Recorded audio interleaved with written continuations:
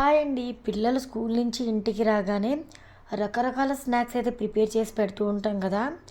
అవన్నీ కాకుండా ఒక్కసారి దోస పిండితో ఈ చిన్న బోండా వేసి పెట్టండి. ఇష్టంగా తింటారు. మళ్ళీ మళ్ళీ ఇలానే చేసి పెట్టమని అడుగుతారు. ఈ చిన్న బోండా క్రిస్పీగా సూపర్ అండ్ టేస్టీగా ఉంటాయి. మరి ఇంకా ఆలస్యం చేయకుండా ఆ రెసిపీ ఎలా చేయాలో నేర్చేసుకుందామా? పదండి అయితే. ఒక మిక్సింగ్ బౌల్ తీసుకొని అందులో బాగా పులిసిన దోస పిండి తీసుకోండి. మార్నింగ్ దోస పిండి అంత పులవదు కదా, ఈవినింగ్ అయ్యేసరికి దోస పిండి ఎలా అయినా పులుస్తుంది. ఫ్రిడ్జ్లో పెట్టకుండా బయట పెట్టారంటే త్వరగా పులుస్తుంది పిండి అనేది. నేను ఇక్కడ 1 కప్పు వరకు దోస పిండి అయితే తీసుకున్నానండి. 1 కప్పు దోస పిండికి 2 టేబుల్ స్పూన్ల బొంబాయి రవ్వ అయితే వేస్తున్నాను.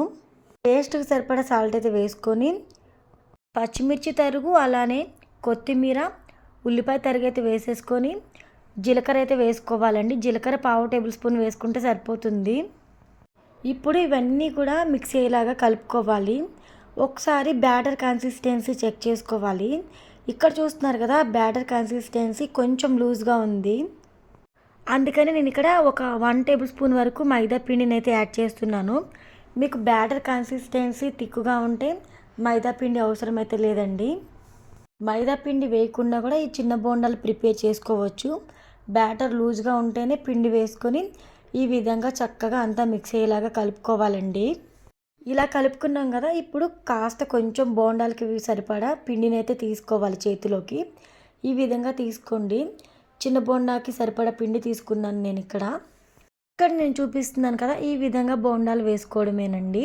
స్టవ్ ఆన్ చేసుకొని ప్యాన్ పెట్టుకొని ప్యాన్ కొంచెం హీట్ అయిన తర్వాత డీప్ ఫ్రైకి సరిపడా ఆయిల్ పెట్టుకోండి. నేను ఇక్కడ అయితే తక్కువ ఆయిల్లోనే డీప్ ఫ్రై చేద్దాం అనుకుంటున్నాను. సో నేను ఇక్కడ 150 గ్రామ్స్ వరకు ఆయిల్ అయితే తీసుకున్నానండి. ఆయిల్ కాస్త వేడైన తర్వాత మంటని లో ఫ్లేమ్లో అడ్జస్ట్ చేసుకొని ఈ విధంగా ఒక్కొక్కటిగా చిన్న బోండాలు అయితే ఆయిల్లోకి వేసుకోవాలండి. ఇలా మనకి కడాయిలో ఎన్ని పడితే అన్ని బోండాలు అయితే వేసుకొని మంటని మీడియం ఫ్లేమ్లో అడ్జస్ట్ చేసుకొని అన్ని వైపులా మంచి కలర్ వచ్చేంత వరకు కాల్చుకొని తీసుకోవడమేనండి. గోల్డెన్ బ్రౌన్ కలర్ వచ్చేంత వరకు ఫ్రై చేసుకొని ఈ విధంగా ఆయిల్ని స్ట్రైన్ చేసేసుకొని ఒక ప్లేట్లోకి తీసుకొని పల్లి చట్నీతో కానీ టమాటో చట్నీతో కానీ తినండి, సూపర్గా ఉంటుంది. ఎలాంటి టెన్షన్ లేకుండా దోస పిండి ఉంటే చాలు. సింపుల్గా చిన్న బోండా ఎలా వేసుకోవాలో చూసాం కదా. మరి నేను చేసిన ఈ చిన్న బోండా రెసిపీ మీకు నచ్చిందా? నచ్చితే వీడియోకి ఒక లైక్ ఇవ్వండి. లైక్ ఇవ్వడం వల్ల ఈ రెసిపీ ఇంకొంతమందికి రీచ్ అయ్యే ఛాన్స్ ఉంటుంది. ఇలాంటి మరెన్నో హెల్దీ అండ్ టేస్టీ రెసిపీస్ కోసం మామ్స్ కిచెన్ రెసిపీస్ ఛానల్ని సబ్స్క్రైబ్ చేసుకొని ఛానల్కి సపోర్ట్ చేయడం అస్సలు మర్చిపోవద్దు. మీకు టైం కుదిరినప్పుడల్లా కూడా ఛానల్లో వీడియోస్ అయితే ఫాలో అవ్వండి. Thank you so much for watching.